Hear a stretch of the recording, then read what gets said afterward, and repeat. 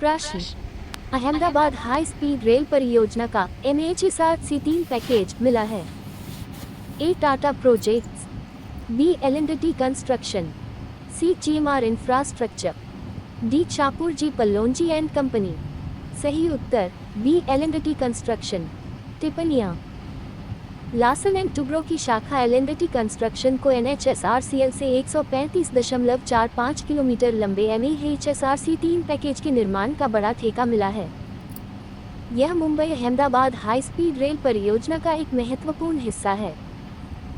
MHSRC3 package के दायरे में वॉयडक्ट, स्टेशन, पुल, सुरंग, डिपो और अन्य सहायक कार्य शामिल हैं। प्रश्न 2, हाल ही में केंद्र सरकार ने लोकसभा से कौन सा विधेयक वापस ले लिया है? एक भारतीय प्रबंधन संस्थान संशोधन विधेयक, बी TNA प्रौद्योगिकी उपयोग और अनुप्रयोग विनियमन विधेयक, सी जम्मू और कश्मीर पुनर्गठन संशोधन विधेयक, डी सिनेमेटोग्राफ संशोधन विधेयक। सही उत्तर बी DNA प्रौद्योगिकी उपयोग और अनुप्रयोग विनियमन विधेयक। नोट, हाल ही में सरकार ने लोकसभा से DNA प्रौद्योगिकी उपयोग और अनुप्रयोग विनियमन विधेयक 2019 वापस ले लिया। इसका उद्देश्य आपराधिक न्याय प्रणाली में DNA फिंगरप्रिंटिंग तकनीक के उपयोग के लिए एक नया नियामक ढांचा तैयार करना था। संसद में कई बार पेश किए गए इस विधेयक को DNA तकनीक की सटीकता, व्यक्तिगत गोपनीयता के लिए संभावित खतरों और दुरुपयोग की संभावना के आधार पर विरोध का सामना करना पड़ा। प्रश्न 3, राष्ट्रीय नर्सिंग एवं मिडवाइफरी आयोग विधेयक किस केंद्रीय मंत्रालय से संबंधित है? ए स्वास्थ्य और परिवार कल्याण मंत्रालय, बी गृह मंत्रालय, सी महिला और बाल विकास मंत्रालय, डी विज्ञान और प्रौद्योगिकी मंत्रालय। सही उत्तर स्वास्थ्य और परिवार कल्याण मंत्रालय। नोट, लोकसभा ने राष्ट्रीय नर्सिंग एवं मिडवाइफरी आयोग विधेयक 2023 पारित कर दिया है। इस विधेयक का उद्देश्य नर्सिंग एवं मिडवाइफरी पेशेवरों के लिए नियमन स्थापित करना तथा शिक्षा एवं सेवा मानकों को बनाए रखना है। ये स्वास्थ्य एवं परिवार कल्याण मंत्रालय के तत्वावधान में आता है।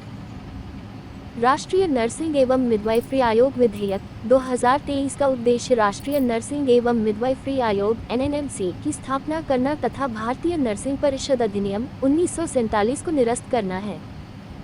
प्रश्न 4, मेरी माटी मेरा देश अभियान का लक्ष्य किस शहर में एक उद्यान बनाना है? एक नई दिल्ली, बी मुंबई, सी गांधीनगर, डी लद्दाख। सही उत्तर नई दिल्ली। नोट, आज़ादी का अमृत महोत्सव के तहत केंद्र सरकार ने मेरी माटी मेरा देश अभियान शुरू किया है, जिसका उद्देश्य दिल्ली में कर्तव्य पथ के किनारे एक उद्यान बनाना है। अगस्त में भारत के विभिन्न क्षेत्रों से एकत्रित मिट्टी का उपयोग इस उद्देश्य के लिए किया जाएगा। अभियान में विभिन्न स्तरों पर कार्यक्रम शामिल हैं, जिसकी शुरुआत 9 से 15 अगस्त के बीच निर्धारित पंचायत स्तरीय कार्यक्रमों से होती है। उसके बाद गांव, ब्लॉक, शहरी स्थानीय निकाय, राज्य और राष्ट्रीय स्तर के कार्यक्रम होते हैं।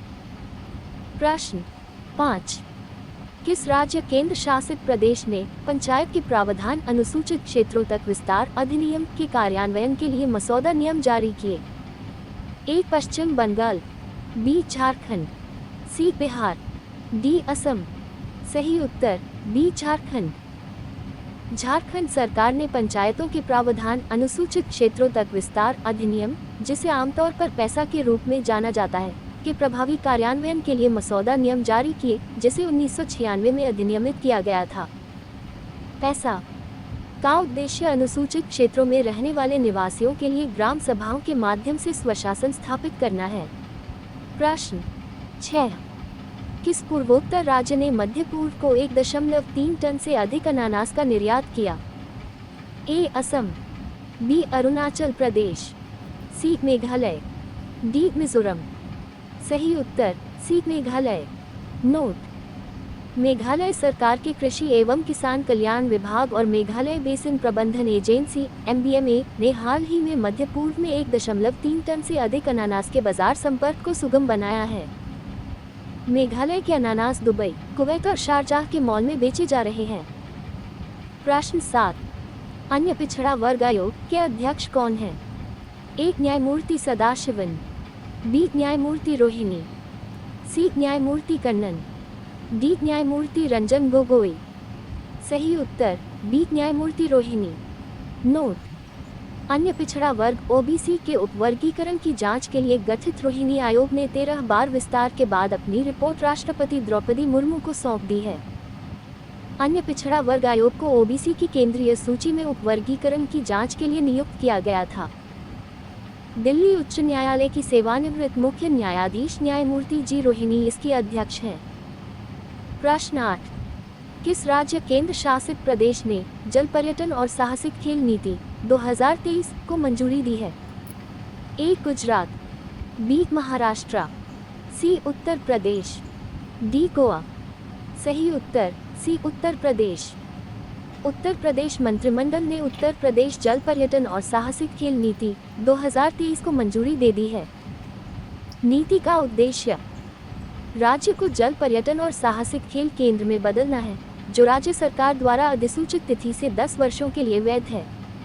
प्रश्न 9: किस संस्था ने राजमार्ग यात्रा मोबाइल एप्लीकेशन लॉन्च किया? ए ट्राई, बी नीति आयोग, सी एनएचआई, डी नेस्कॉम। सही उत्तर सी एनएचआई।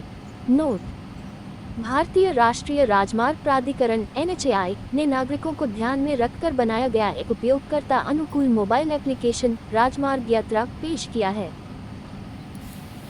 यह एप्लीकेशन राष्ट्रीय राजमार्ग उपयोगकर्ताओं के लिए महत्वपूर्ण जानकारी के एक केंद्रीकृत स्रोत के रूप में कार्य करता है, जो वास्तविक समय के मौसम अपडेट, समय पर सूचनाएं और आसपास के टोल प्लाजा, पेट्रोल पंप, अस्पताल, होटल और अन्य महत्वपूर्ण सेवाओं के बारे में प्रासंगिक विवरण तक पहुंच प्रदान करता है, जिससे राष्ट्रीय राजमार्गों पर एक सहज और सुरक्षित यात्रा का अनुभव सुनिश्चित होता है।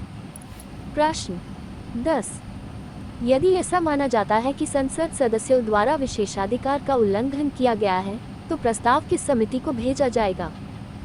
एक विशेषाधिकार समिति, बी संसदीय समिति, सी प्राथमिकता समिति, डी प्रधान सदस्य समिति। सही उत्तर अ विशेषाधिकार समिति। नोट: संसदीय विशेषाधिकार संसद सदस्यों को विशिष्ट अधिकार प्रदान करता है, जिसमें अदालती कार्यवाही के जोखिम के बिना बहस के दौरान अभिव्यक्ति की स्वतंत्रता शामिल है। यदि विशेषाधिकार का उल्लंघन हुआ है, तो कोई भी सदस्य प्रस्ताव उठा सकता है, जिसे विशेषाधिकार समिति को भेजा जाएगा। हाल ही में राज्यसभा के सभापति जगदीप धनखड़ ने टीएमसी के डेरेक ओब्रायन और आप के राघव चड्ढा के खिलाफ सदन के विशेषाधिकार से संबंधित शिकायतों को विशेषाधिकार समिति को भेजा है।